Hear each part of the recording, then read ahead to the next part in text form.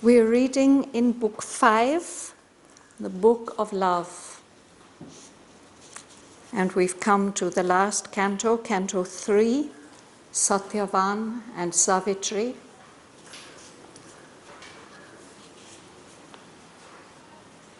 The prince living in exile in the forest, the princess traveling around the world to find the destined partner of her life.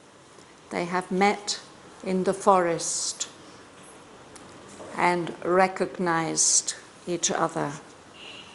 So last week we were reading on page 409. We came to line 345. And the last part that we read was a description of how Savitri gathered from the edge of the forest an armful of the little flowers, and she quickly made a garland, a beautiful garland. So we're going to read on from there about the garland and what she does with it. I will read to the end of the section, and then we'll go back and look at each sentence in detail.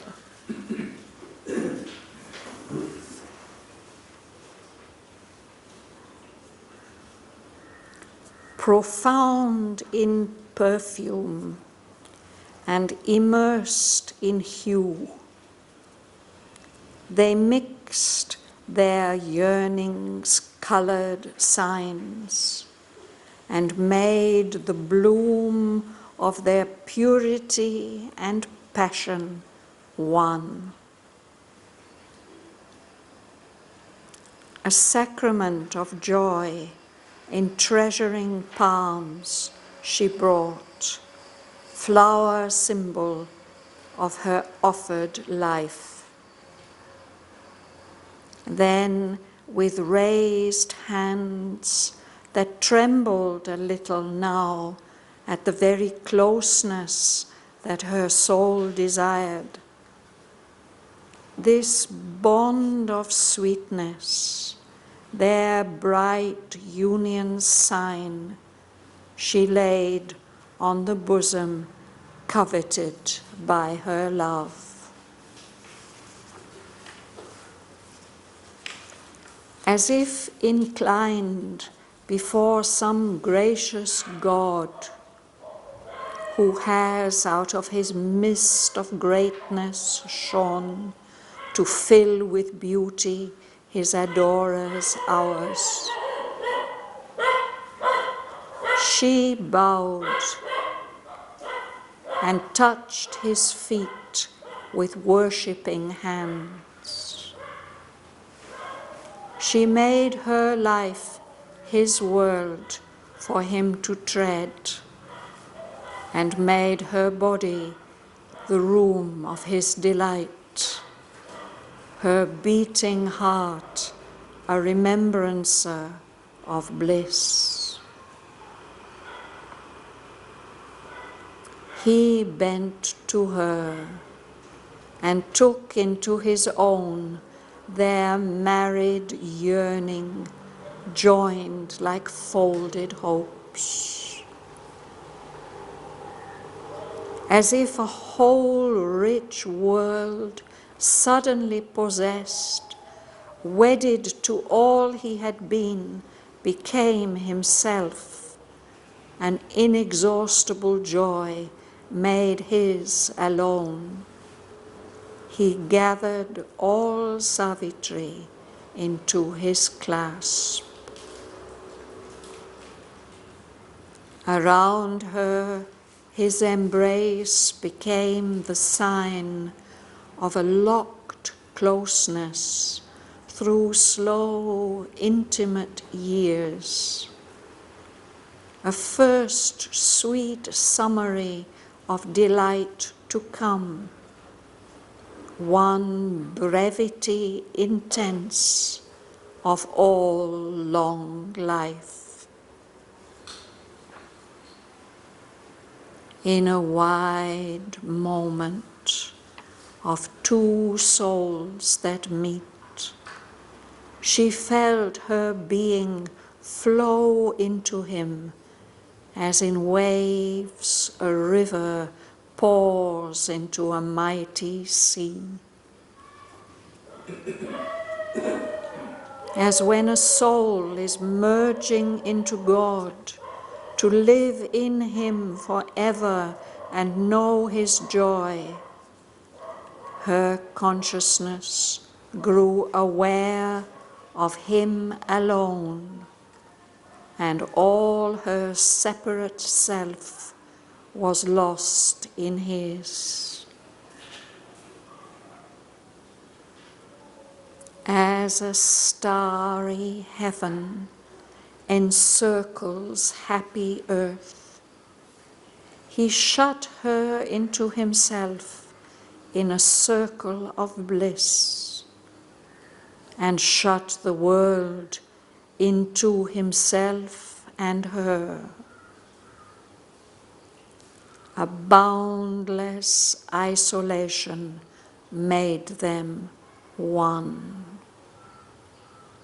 He was aware of her enveloping him and let her penetrate his very soul, as is a world by the world's spirit filled, as the mortal wakes into eternity, as the finite opens to the infinite.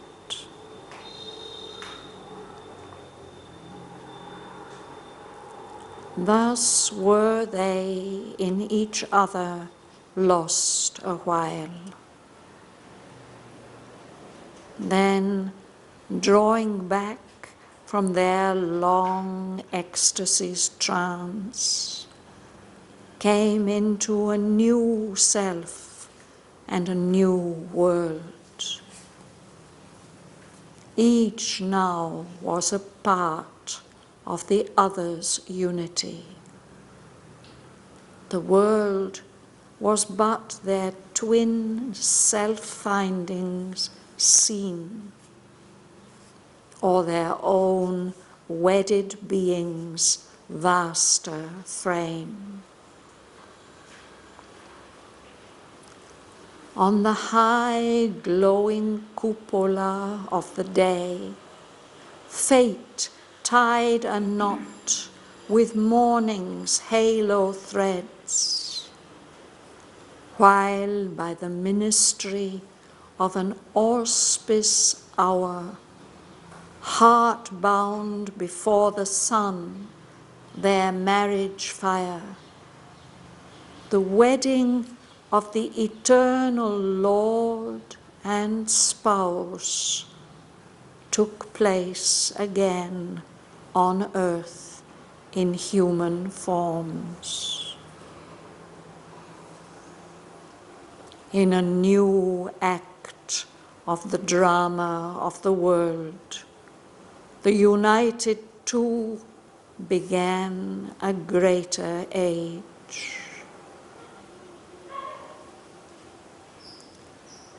In the silence and murmur of that emerald world, and the mutter of the priest wind's sacred verse, amid the choral whispering of the leaves, love's twain had joined together and grew one. The natural miracle was wrought once more.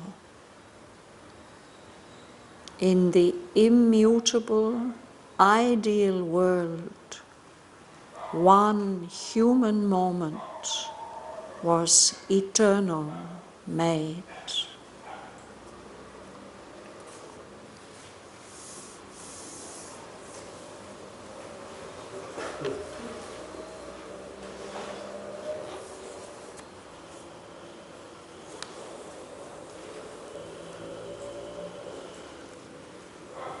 You'll begin, Suresh?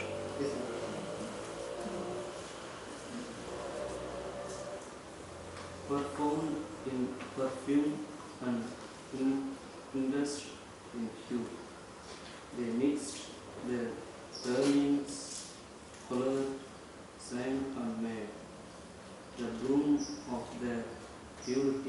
compassion one. So to know who these they are, we have to look at the previous sentence. It is the flowers. No? So the flowers that she's arranged into a beautiful garland, they have a deep perfume, and they are immersed, they're soaked with color. They have deep colors also. And he says these flowers, they mix two qualities. They mix together their colored signs. They are many different colors. And they made the bloom, the blossoming of their purity and passion one. So beautiful, fresh, wild flowers, there's something pure about them. No? But when they are filled with this deep perfume and these intense colors, there's also, yes, an intensity, the passion, the intense feeling. So they express both of those things, the purity and the passion, all together in this garland. Yearnings. Yearnings. Yearnings are when we feel longing for something. No? There's a kind of aspiration in nature. Mother has spoken about it, no? That the flowers are worshipping the sun and they are longing for that energy and beauty and fire and light. So there's some intensity and passion in that yearning. No? So the colors and the perfume are signs of that aspiration, that longing, which is expressed in the flowers.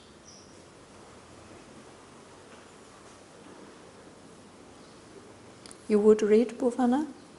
Bhavana. Yes. A sacrament of joy in treasury form, she brought the symbol of her offered life.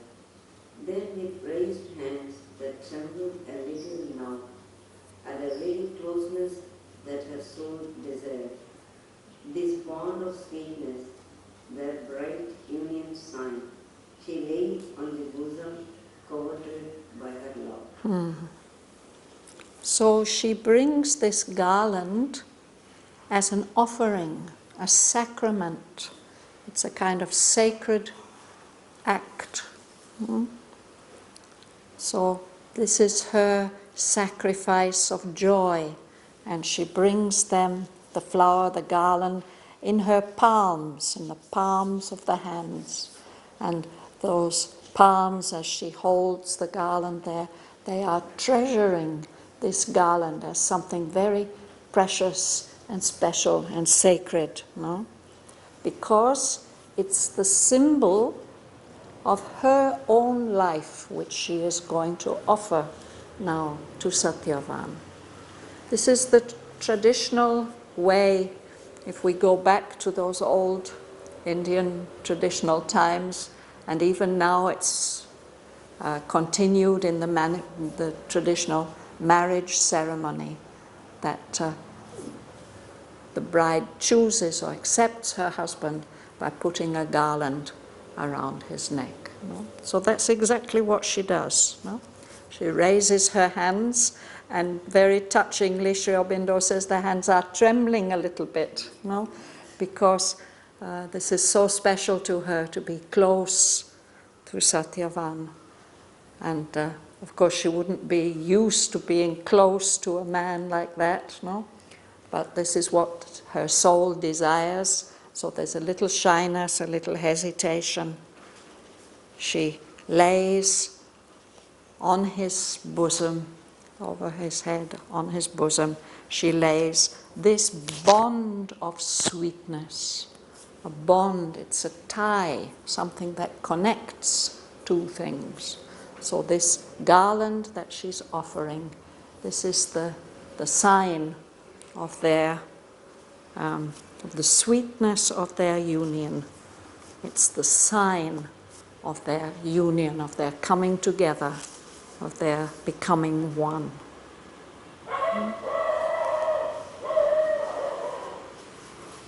Anybody wants to ask anything? Coveted means To covet. Covet normally is what we are told we shouldn't do. We shouldn't desire things. We shouldn't be wanting things that we don't have. But Sri Aurobindo uses it here to express perhaps something of the intensity of her love for Satyavan.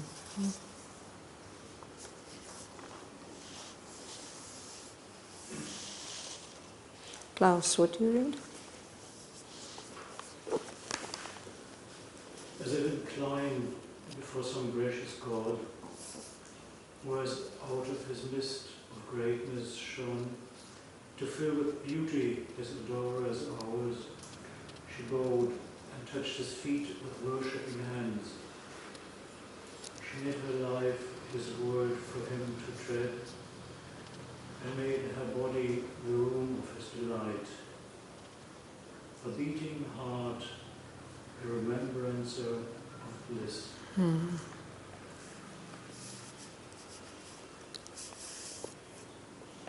So in that traditional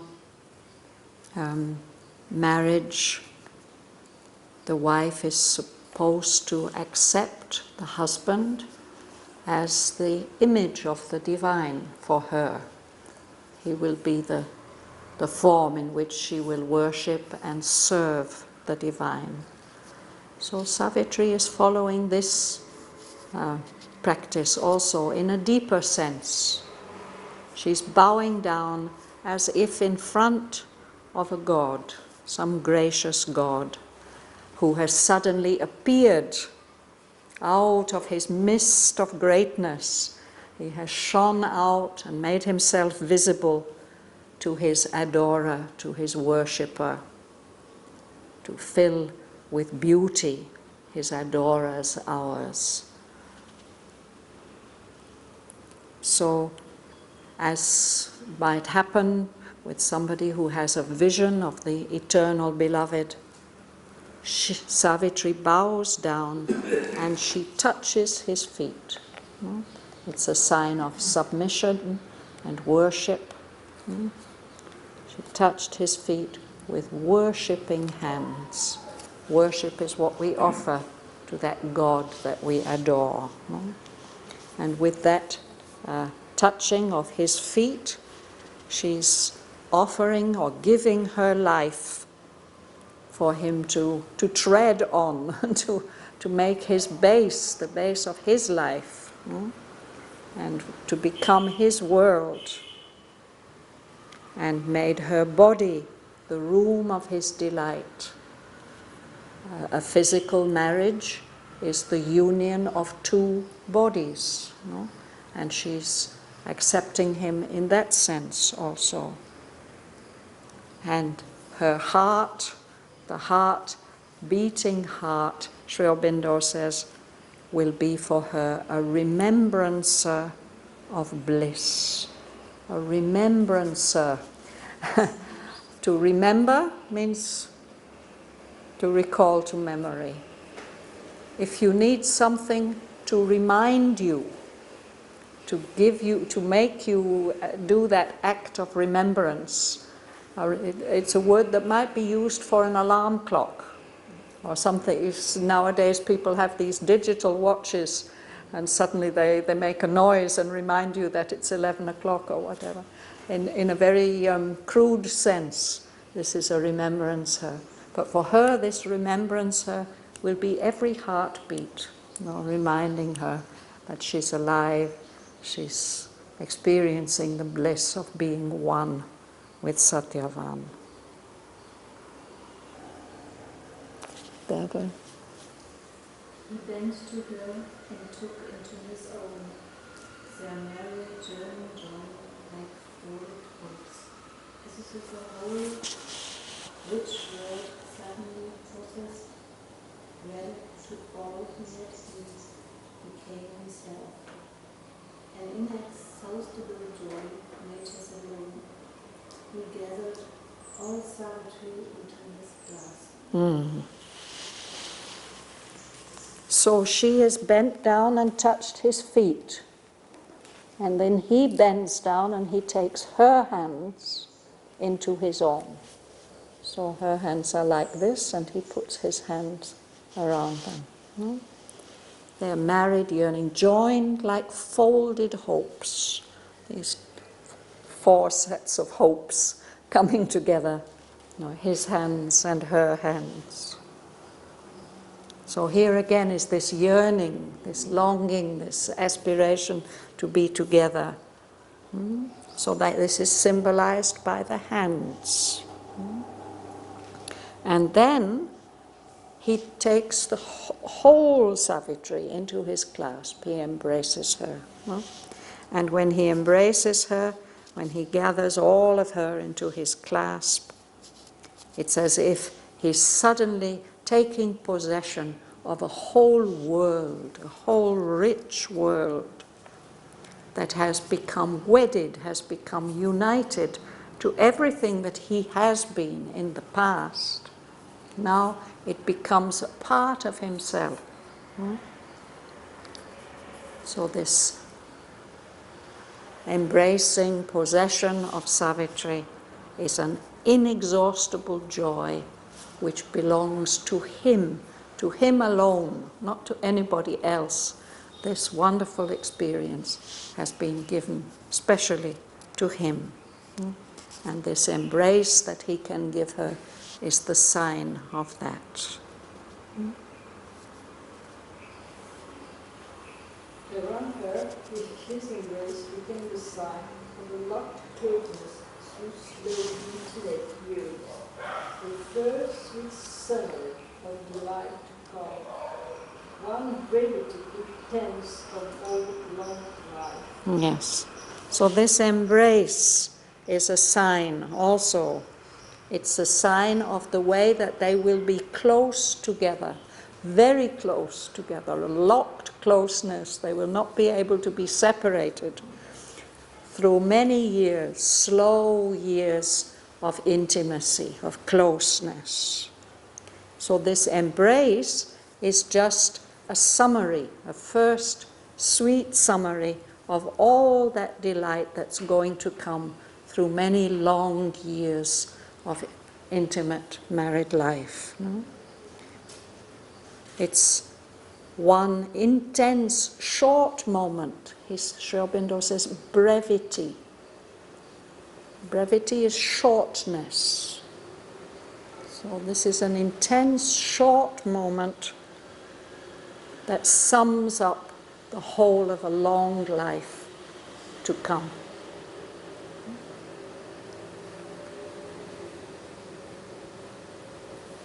Sergei? In a white moment of 2 souls that meet, she felt her being drawn into him as an embrace.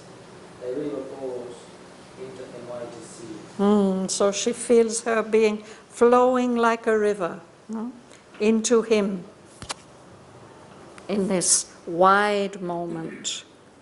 2 souls meeting, and she pours all herself into him. She feels her whole being flowing into him, just the way that a river flows into the sea when it reaches the ocean.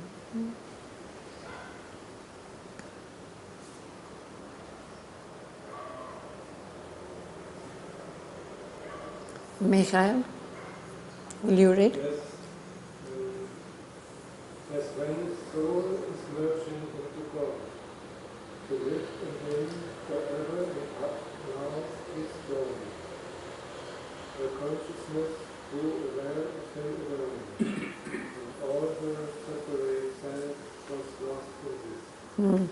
So he compares this merging to the merging of the soul in the infinite. When the soul is merging, losing its separate individuality, melting back into its origin, into the divine. It's going to live in him forever. It's going to experience the divine joy. So in a similar way, Savitri's consciousness grew aware only of Satyavan. There's nothing else that exists. And all her sense of being a separate self gets lost, gets dissolved in his being. So this is how she experiences this moment of union.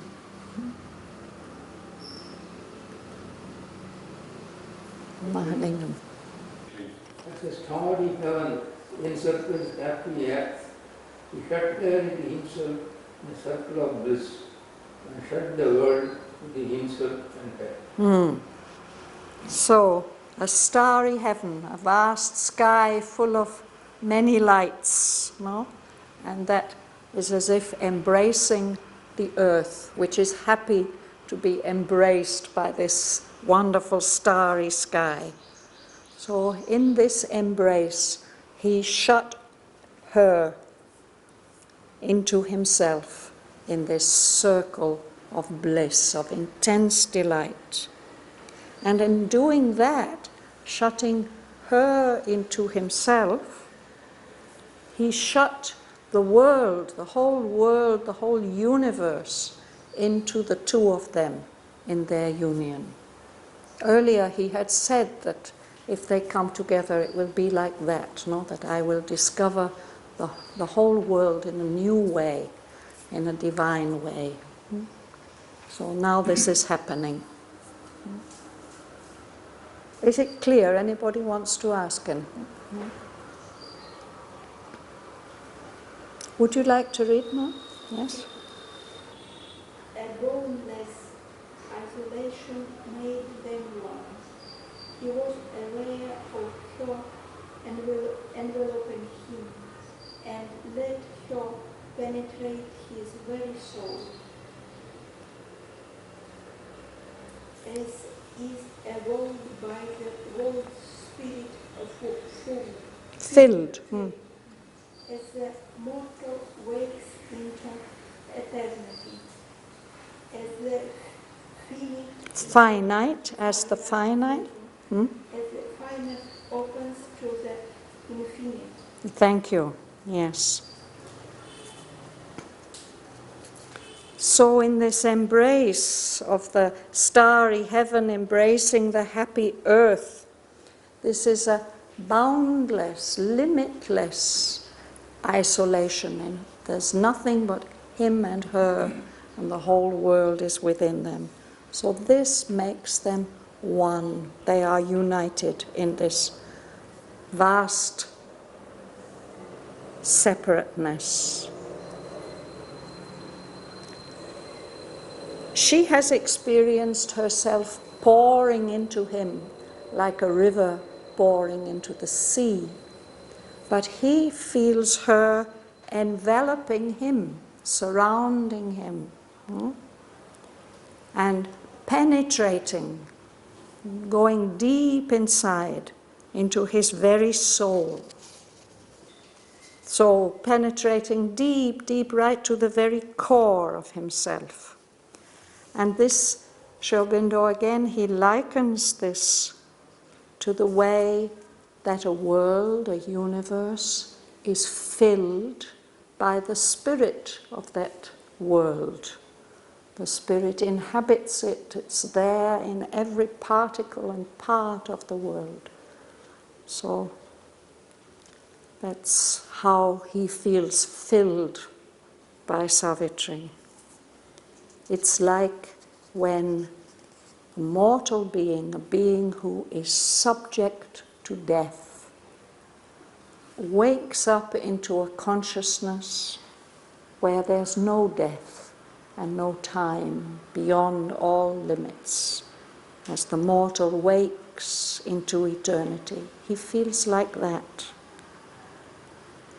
He feels the experience of the finite, a limited, defined, separate being, something which is boundaries and limits, opening up to the infinite, where there's no boundaries and there's no limits. So just as she felt herself dissolving in him, he feels himself surrounded and penetrated, and he dissolves into her. Joel, would you read?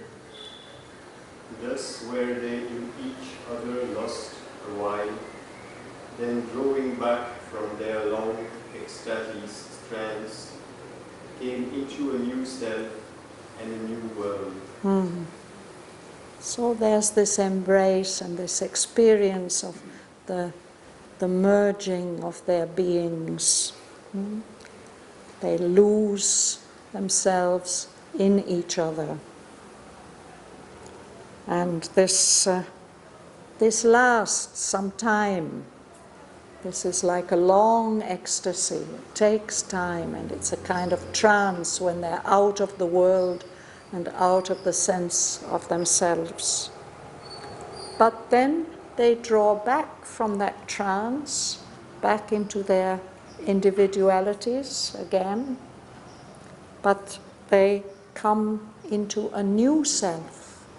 That self that they draw back into, this individual self, is different from what was there before. A new self, and the whole world is changed for them. And in the next sentence, Aurobindo describes how it is different. Would you read, please, sir? Each now was a part of the others in it. The world was but the twin self-finding same, are their own welded feelings vast of free. Yes. So each of them, Satyavan and Savitri, each of them was part of the oneness of the other.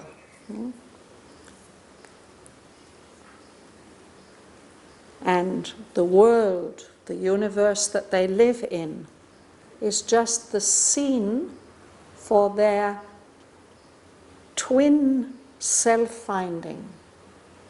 They are two in one, they're connected, and now they will be experiencing the world around them, always with the other there as part of their exploration, their growth and their experience. Or perhaps the world is just the vaster framework, the frame, the surrounding of their own being, their oneness, their own wedded being, the two who have become one. And the world is just a vaster expression of that oneness.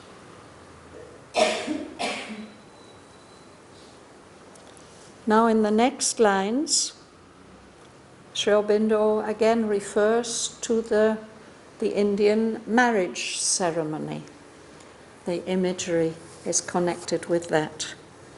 Would you read, please, Gangalakshmi? On the high glowing of color of the day, fed time north with morning's hollow trees, while the ministry of an auspicious hour, how bound before the sun, their marriage fire, the wedding of the eternal Lord and spouse took place again on earth in human forms.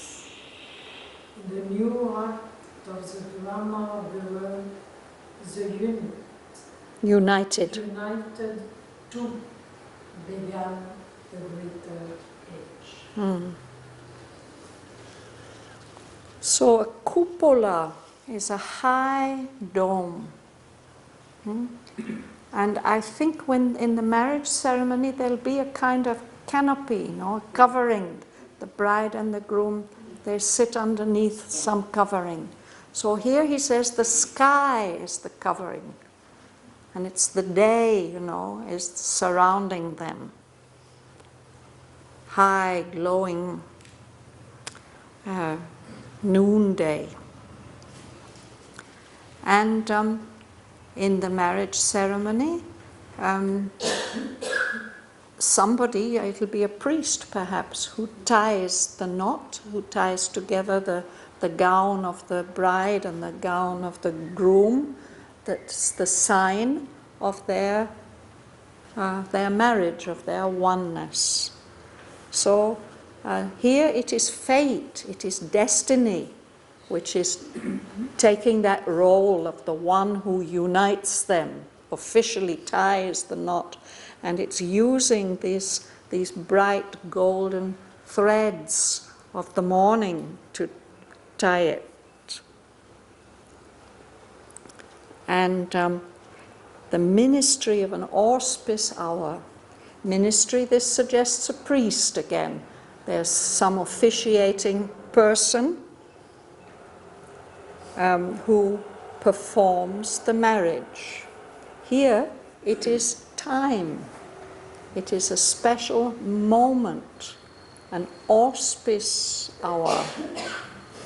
We know this word auspicious, something that is full of good promise, good omen.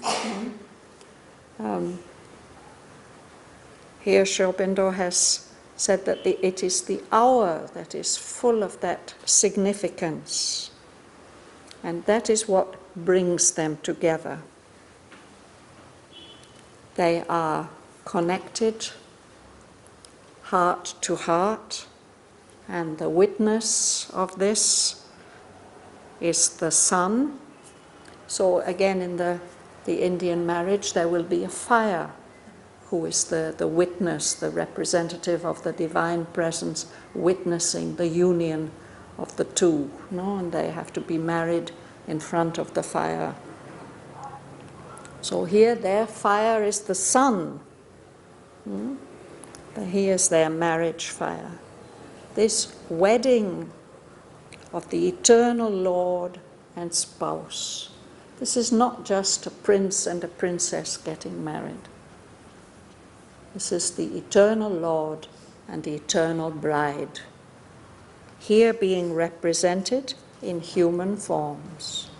This has happened before, it's not the first time it's happening, but again it's taking place in human forms. And because this marriage takes place, this is something so significant. It's a new act, the beginning of a new act of the drama of the world, the whole drama of history and evolution. These two united, these two who have become one, began a greater age. Their coming together launches the beginning of a new age. Nina. In the silence and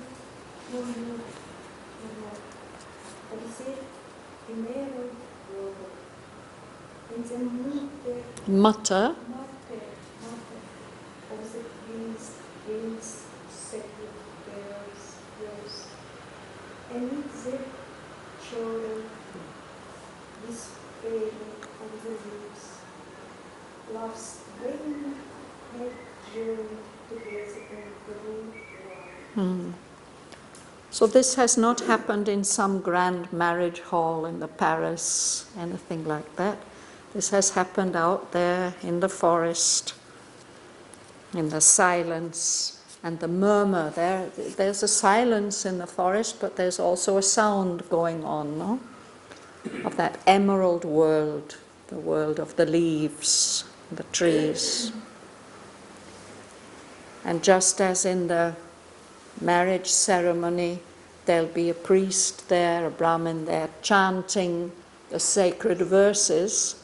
Here there's the tree, the wind, no? The wind who is acting as the priest and uttering the sacred verses just by its blowing. So that mutter, that's when we can't hear the words very clearly. Sometimes when the Brahmin does the chanting, he makes a sound and we can't distinguish clearly the words that he's saying. The important thing is that they get said somehow. So here it's the wind that is playing that role. And then, like a choir, the leaves are also making their contribution, singing, whispering. No? So in this way, these two beings who represent love, love's twain. Twain, it means two, and it does mean two separate beings. When we say twain, even there's a line where Aurobindo says that the thing we have to do is to join what now is separate and twain. No? But here they these twain, these two have joined together and they have become one. Rosa. The nature of the miracle was wrought once more in the immutable ideal world. One human moment was eternal made. So there's a very deep suggestion in these lines. There's a miracle in nature, in the coming together of, we can say, soul and nature, Lord and spouse, the Lord and the mother. No? So this miracle, this something which is beyond our understanding, this has happened again, was wrought, it has been done, made one more time. And what does it mean? It means the coming together of the unchanging, immutable, ideal world. The world where the perfect forms of everything that happens here is there, always unchanging. No? But there, in that immutable, unchanging, ideal world, something that has happened here on earth, one human moment, has become eternal. And this is something that is special in Aurobindo's teaching, I believe. There are those who believe in that ideal world and that everything here is a more or less distorted and imperfect representation of what is in that ideal world. But is there a possibility that something that happens here on earth in the material world can affect that eternal world and perhaps bring about a change there, which then gets again reflected here? And that's what he seems to be saying.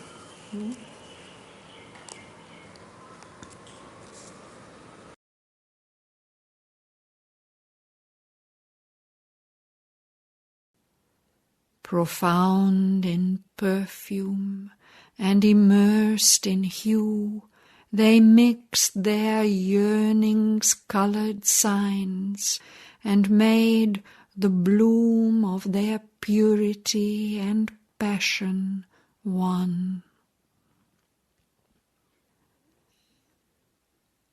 A sacrament of joy, in treasuring palms, she brought, flower symbol of her offered life.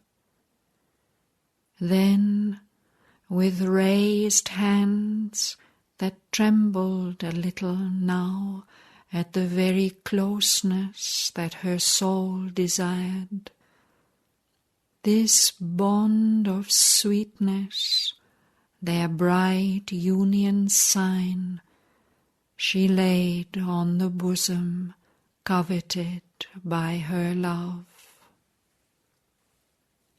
As if inclined before some gracious God, who has out of his mist of greatness shone to fill with beauty his adorers' hours. She bowed and touched his feet with worshipping hands.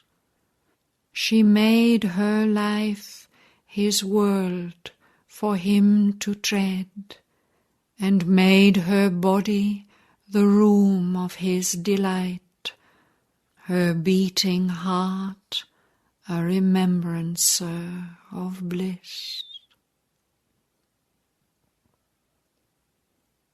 He bent to her and took into his own their married yearning, joined like folded hopes. As if a whole rich world suddenly possessed, wedded to all he had been, became himself, an inexhaustible joy made his alone. He gathered all Savitri into his clasp. Around her his embrace became the sign of a locked closeness through slow, intimate years, a first sweet summary of delight to come, one brevity intense of all long life. In a wide moment of two souls that meet, she felt her being flow into him as in waves a river pours into a mighty sea. As when a soul is merging into God to live in him forever and know his joy, her consciousness grew aware of him alone, and all her separate self was lost in his. As a starry heaven encircles happy earth, he shut her into himself in a circle of bliss, and shut the world into himself and her.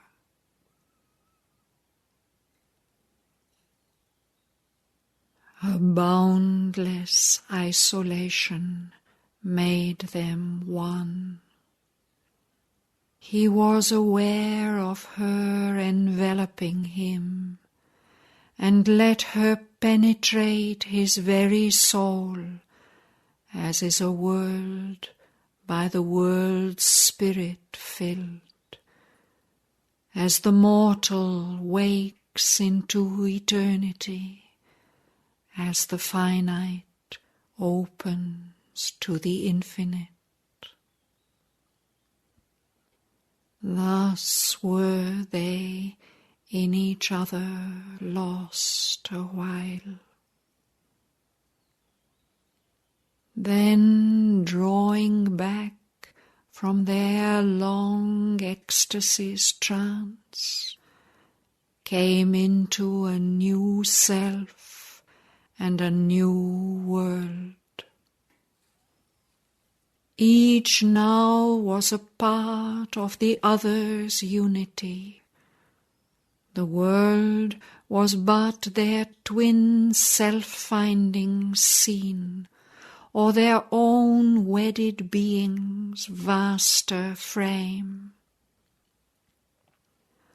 On the high glowing cupola of the day, fate tied a knot with morning's halo threads, while by the ministry of an auspice hour, heart bound before the sun, their marriage fire, the wedding of the eternal Lord and Spouse, took place again on earth in human forms.